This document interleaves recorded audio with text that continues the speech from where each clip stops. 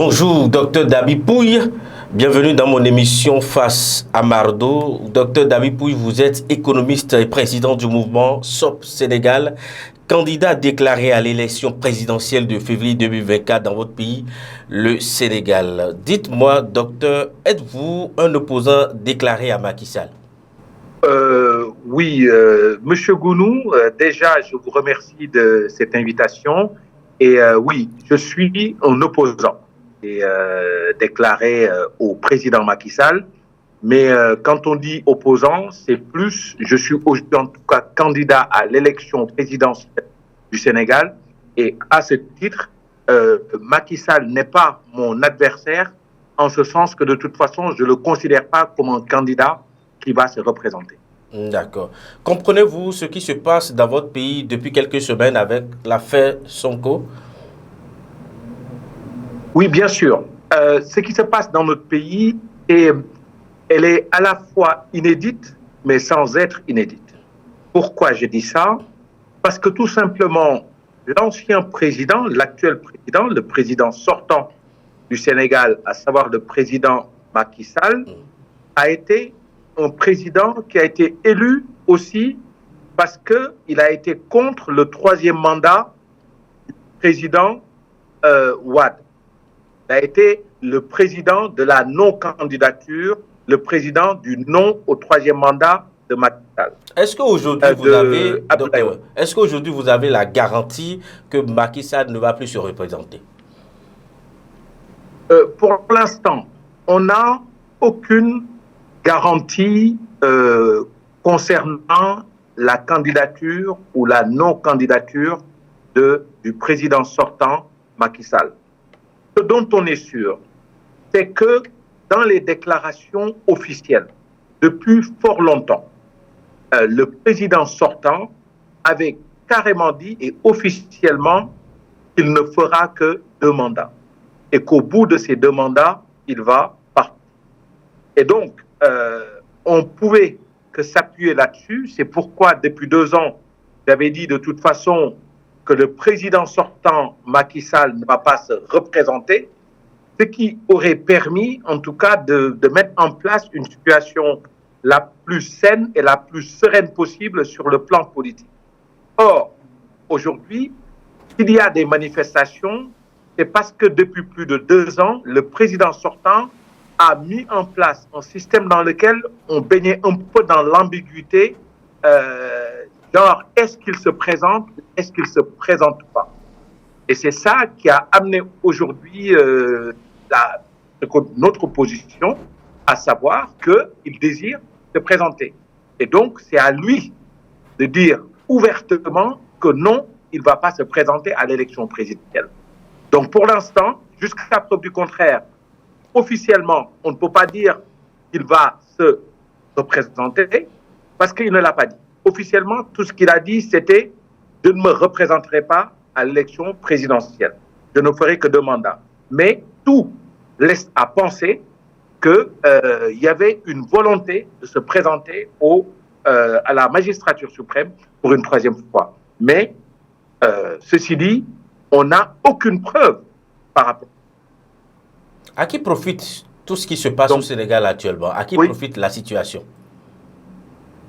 Alors, c'est vrai que la question à qui profite aujourd'hui cette situation, ce qui est certain, c'est que l'insécurité, nous sommes en train de vivre au Sénégal, elle est pratiquement inédite.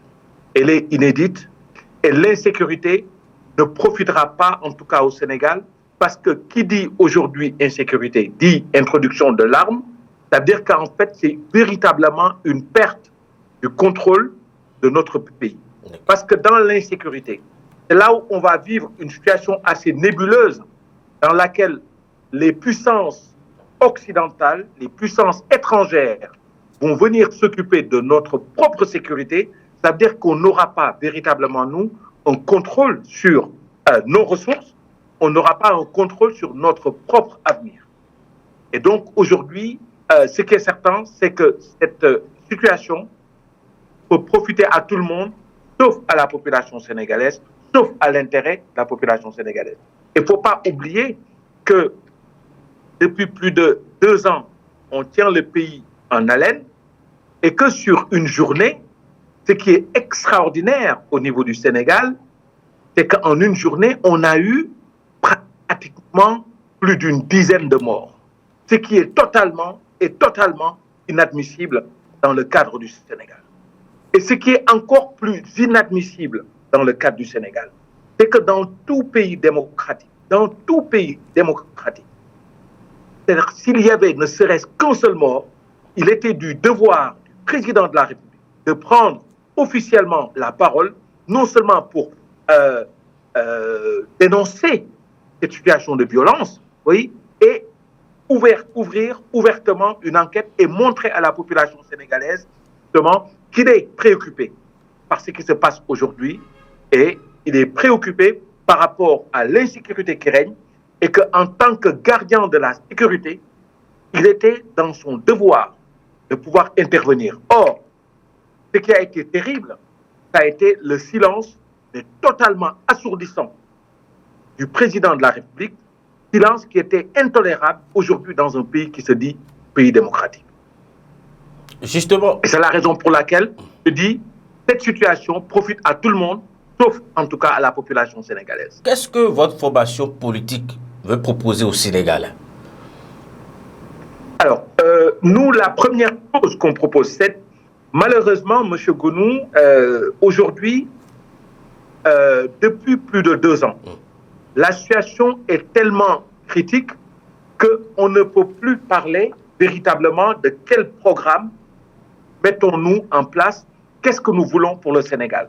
C'est-à-dire que le choix, à mon avis, qui a été fait lors de l'élection présidentielle durant laquelle le président actuel sortant a gagné, ça a été une élection dans laquelle je qualifierais un choix par défaut. C'est-à-dire que les uns et les autres, la population sénégalaise a voté non pas pour Macky Sall d'une manière générale, mais une bonne partie de la population sénégalaise a voté contre le président sortant, à savoir le président Wade. La plupart, la majorité, en tout cas une bonne partie de la population sénégalaise avait voté en fait contre le 3e mandat. Donc c'était un vote sanction. Je pense. Comment? C'était un vote sanction. C'était un vote sanction. Or, aujourd'hui, je pense qu'en fait, le Sénégal et l'Afrique ne méritent pas des votes sanctions. Nous devons passer des votes sanctions à des votes de cœur, à des votes de choix, parce que tout simplement, la personne n'est pas là, en fait, et qu'on vote pour parce qu'on vote contre, mais qu'on vote parce qu'on a un programme, on a une vision. Aujourd'hui, l'Afrique, dans les années 2050, ce sera plus de 40% de la population mondiale. On assiste à un doublement de notre population et on assiste à un triplement de la population urbaine. On est face à de véritables enjeux en termes de développement. Et aujourd'hui, qu'est-ce qu'on se demande? Qu'est-ce qu'on se demande véritablement? Nous devons faire face aux défis. Comment faire pour contrôler véritablement nos ressources? Et ça, je pense qu'en fait, tous les hommes politiques qui aujourd'hui veulent le développement du Sénégal, veulent le développement de l'Afrique, doivent se mettre autour d'une table pour dire quelle vision voulons-nous pour le Sénégal de 2030, pour le Sénégal de 2040, pour le Sénégal de 2050. Par rapport au triplement de la population urbaine, quelles sont les solutions que nous apportons aujourd'hui pour faire en sorte que cette population urbaine soit accompagnée et qu'on puisse mettre en place un programme de développement dans une logique de respect du développement durable, une urbanisation durable dans l'intérêt de la population. Or, aujourd'hui, ça fait 2 ans. Ça fait 2 ans, nous ne parlons au Sénégal que d'une seule chose. Nous parlons de est-ce que le président sortant, Macky Sall, va se présenter ou ne va pas se présenter. Exactement. Et tout l'affrontement qu'il y a aujourd'hui est un affrontement qui est tout sauf un affrontement dans l'intérêt du Sénégal. Vous allez aujourd'hui dans n'importe quel média au Sénégal. Dans n'importe quel média au Sénégal, il n'y a qu'un seul débat. Le débat est un débat politique avec des insultes à gauche, à droite, alors qu'aujourd'hui, nous avons à poser les véritables questions. Et les véritables questions, c'est aujourd'hui, qu'est-ce qu'on fait de notre dividende démographique? Aujourd'hui, quand on regarde au niveau de l'Europe, l'immigration est une variable d'ajustement. On assiste à une humiliation continue. Une humiliation continue. Quand effectivement, nos enfants, les jeunes, sont en train de mourir en mer. Mourir en mer. Et que les Occidentaux nous disent en même temps qu'il faut contenir cette immigration qui est considérée comme une gangrène. Je ne sais pas si vous imaginez en fait les têtes, vous imaginez en fait la violence dans laquelle aujourd'hui nous vivons, nous, en tant qu'Africains. Cette attaque dans notre propre chair.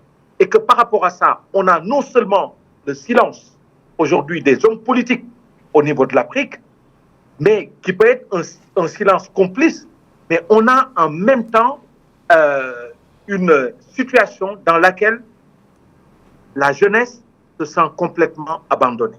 Et pourtant, paradoxalement, on nous dit que l'Afrique est le continent qui est le plus riche au monde. Nous sommes le continent le plus jeune au monde. Et aujourd'hui, face à ça, au lieu de voir comment faire, non seulement pour que nos richesses qui sont en train d'être pillées, parce qu'il ne faut pas le nier, c'est-à-dire qu'aujourd'hui, le système occidental, tel qu'il est fait, c'est un système qui ne refuse pas nos richesses. C'est-à-dire que nos richesses, aujourd'hui, ont une carte de séjour. Hein. Pour parler de façon métaphorique, nos richesses ont vraiment une carte de séjour, je dirais même un tapis rouge qu'on leur déroule. Parce qu'effectivement, le système occidental récupère bien ses moyens financiers. Et pourtant, quand il s'agit de nos propres jeunes, de notre propre population, nous sommes rejetés sur le plan international. Et je pense qu'aujourd'hui, les véritables questions sur lesquelles il faut qu'on se base, c'est vraiment ces questions-là, en fait. Comment faire pour qu'on ait le contrôle de nos ressources? Comment faire pour que notre jeunesse puisse être formée? Comment faire pour aujourd'hui, en termes d'intelligence artificielle, comment on peut faire pour être parmi les numéros 1 sur le plan mondial? Comment on fait? Aujourd'hui, qu'est-ce qu'on pense? Au niveau du G20, que je qualifie d'ailleurs de G2 plus 0, à savoir un face-à-face États-Unis et Chine. Comment on fait pour nous être la troisième force par rapport à ça? Ça, ce sont des questions auxquelles il faut qu'on parle. Et au lieu de parler de ça, ben, quand vous regardez au niveau des médias, on a aujourd'hui énormément d'hommes politiques qui font qu'une seule chose, c'est s'enrichir au détriment de la population. Et face à ça, on parle de politique, au lieu de parler en fait des véritables questions qui concernent le Sénégal. Et c'est pourquoi je suis là-dedans. Est-ce que vous avez des réponses à toutes ces préoccupations-là? Alors, les réponses, je pense qu'il ne faut pas qu'on fasse l'erreur d'apporter une réponse en tant qu'expert, oui, en oubliant de prendre en compte la population concernée. Nous ne pouvons pas, contrairement à beaucoup qui ont toujours travaillé dans une démarche de, comme en Occident, les experts du FMI, les experts de la Banque mondiale, les experts en fait des institutions financières internationales, à chaque fois, ont proposé des solutions, mais sans consulter la population. Or, je pense qu'aujourd'hui, cette démarche est une démarche non seulement méprisante, mais c'est une démarche qui infantilise complètement les personnes qui sont concernées. Et donc, je pense qu'aujourd'hui, nous ne pouvons pas refaire la même chose que ces gens-là. Nous ne pouvons pas refaire la même chose. Alors, donc, qu'est-ce qu'il faut faire? Je pense qu'on peut avoir une vision et à partir de cette vision, voir comment faire pour inclure le maximum. Et pour ce faire, je pense que la première des conditions que nous pouvons proposer, c'est de mettre en place ce que j'appellerais une démocratie citoyenne. C'est-à-dire tourner vers le respect de l'être humain, tourner enfin vers le respect de l'homme noir, tourné vers le respect de l'Africain, et qu'on arrête en fait de les brimer et que la vie de tout Africain puisse compter. Ça, c'est la première chose. Et si on met en place cette démocratie dite citoyenne, ça permettra justement d'avoir un vivier sur lequel on va s'appuyer, des personnes qui sont extrêmement compétentes et qui pourront parler eux-mêmes de leur propre destin et qui pourront prendre en main leur propre destin. C'est-à-dire, ça suffit qu'il y ait d'autres personnes qui parlent au nom en fait de la population. Et c'est ça que nous proposons aujourd'hui, mais ce qui ne nous empêche pas d'avoir une vision par rapport à ça. Mais je pense qu'il est aujourd'hui important que cette démarche méprisante, infantilisante, on arrête avec ça et qu'on puisse se dire nous ne sommes pas des cols blancs, entre guillemets, en train de dire nous savons ce qu'il vous faut. Bientôt, au mois de juin, on va avoir en fait le sommet. Le sommet, en fait, initié par Emmanuel Macron sur le pacte financier mondial.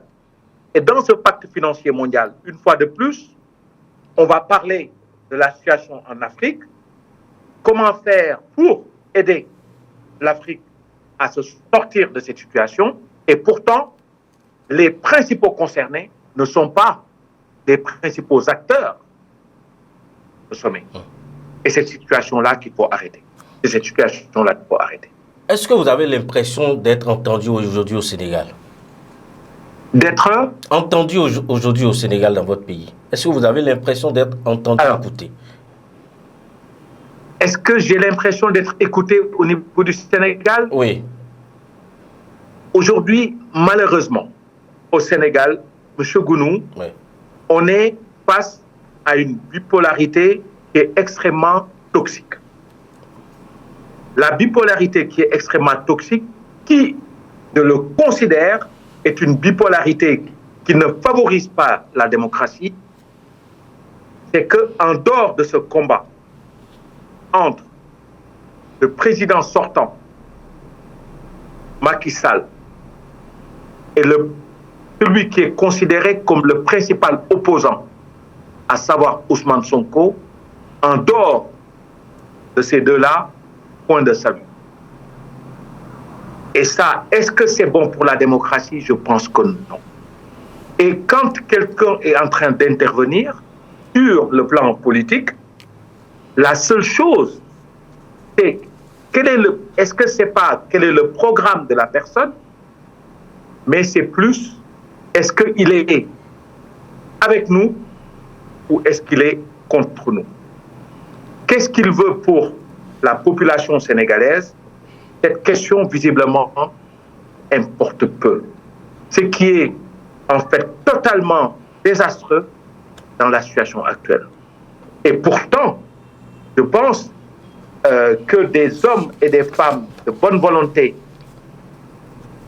désireux d'apporter des changements au niveau du Sénégal, je pense qu'on en a, et il serait beaucoup plus judicieux qu'on puisse prendre en compte justement ces hommes et des femmes qui aujourd'hui sont désireux de changer le Sénégal. Et malheureusement, nous n'en sommes pas là. Nous n'en sommes pas là. À qui la faute? C'est qui le responsable? Pourquoi vous, par exemple, vous ne pouvez pas mener la démarche d'aller vers ceux-là pour leur proposer ce que vous êtes en train de dire ce matin? Alors, la faute incombe principalement au pouvoir en place. C'est trop facile. Pourquoi non? Je dis ça? C'est trop facile, non? C'est le pouvoir en place, à savoir le pouvoir du président Macky Sall. Parce que ça fait 2 ans que le président de la République nous tient en haleine sur je me présente ou je ne me présente pas. Les uns et les autres sur le plan politique avaient dit carrément le président veut se présenter à l'élection présidentielle. Au niveau de la France, on sait que le président Emmanuel Macron, qu'il pleuve, qu'il vente ou qu'il neige, ne va pas se représenter à l'élection présidentielle. Donc, ce qui permet aux uns et aux autres d'avoir de la visibilité. D'accord. Or, ça fait 2 ans. Le fait qu'il y ait une bataille sur va-t-il ou va-t-il pas se présenter, a complètement liquidé toutes les questions concernant quel avenir voulons-nous aujourd'hui pour notre pays. Et donc, pour moi, le principal responsable là-dessus est le président sortant, qui n'a pas daigné dire dès le départ, pour calmer les uns et les autres, je ne suis pas candidat à ma succession parce que je suis le garant des institutions et que ces institutions disent clairement que nul ne peut faire plus de 2 mandats. Ce que disent les institutions, c'est extrêmement clair.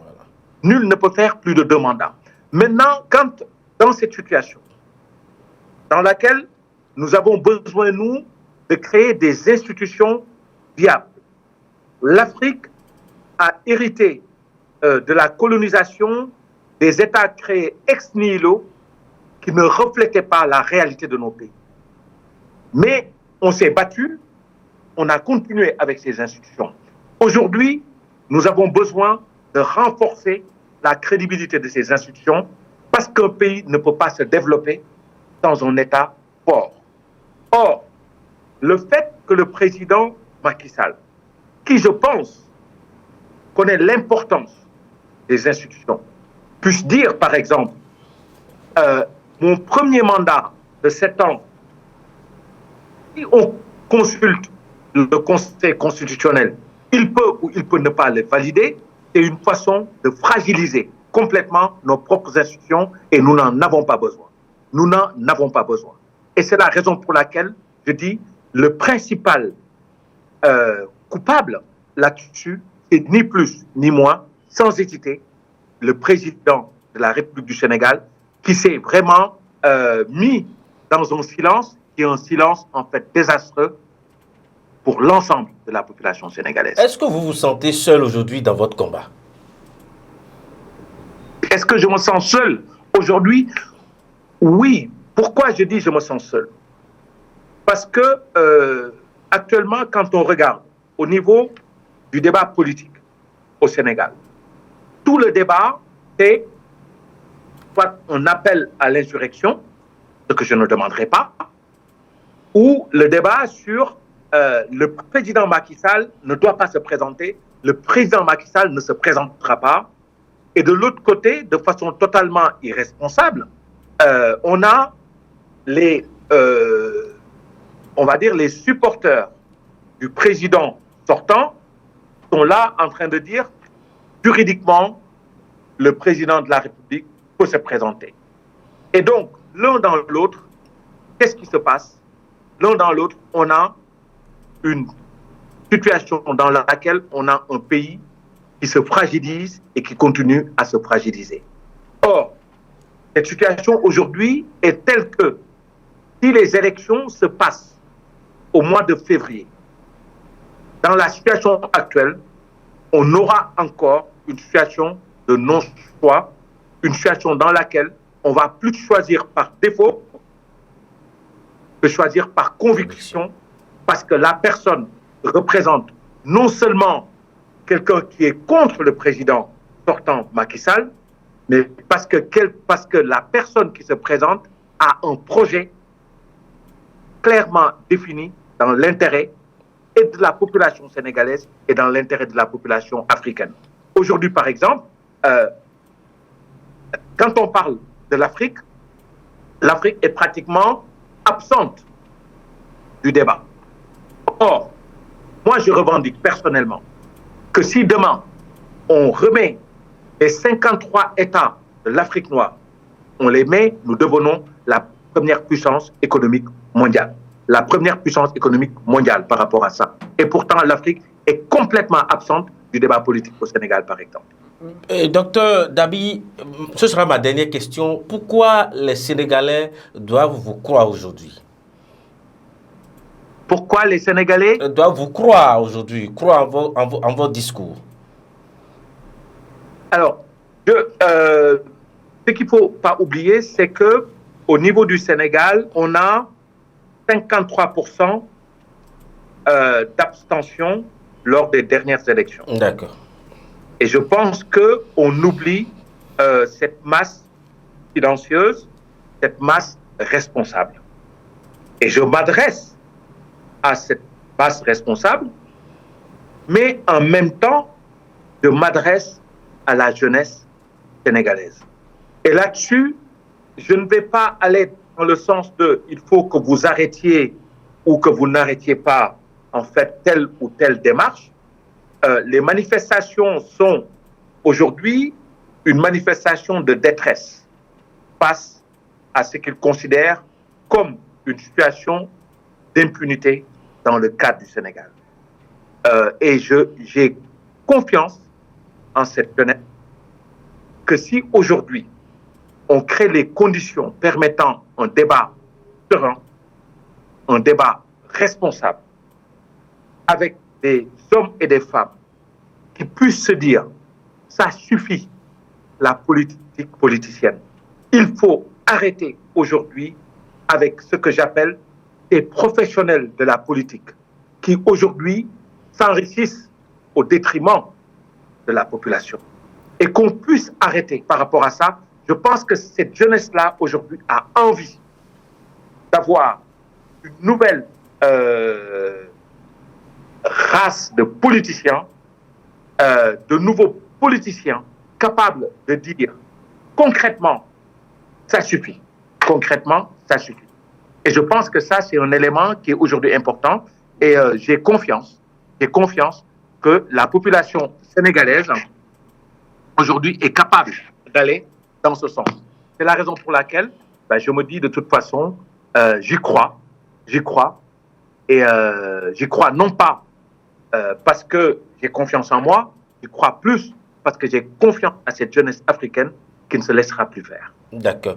Merci beaucoup. J'ai confiance à cette jeunesse africaine qui ne se laissera plus faire. Et qu'aujourd'hui, quand on pense au niveau de l'Afrique, quand on pense que le Sénégal, avec ses 24 milliards de dollars, le PIB du Sénégal tourne autour de 24 milliards de dollars. Le chiffre d'affaires de Apple est 250 milliards.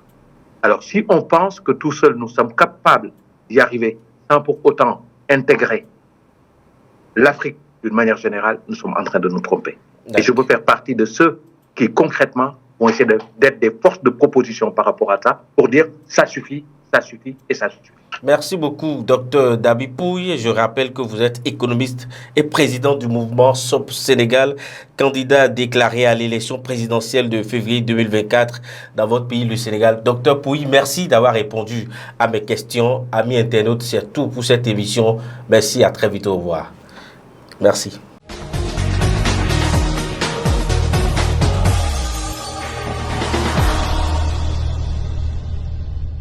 Audio Jungle.